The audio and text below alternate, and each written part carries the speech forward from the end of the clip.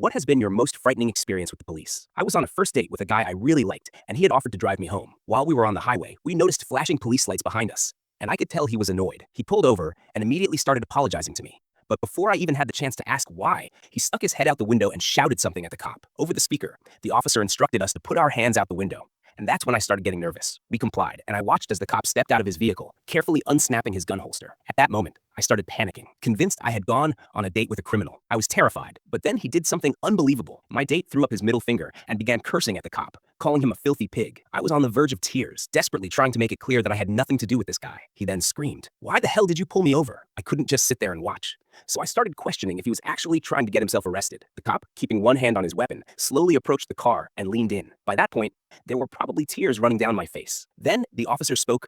"What time are we supposed to be at Mom's tonight? I've got her cake back at the station." That's when I finally realized what was happening. My date quickly apologized for putting me through that, but there was no second date.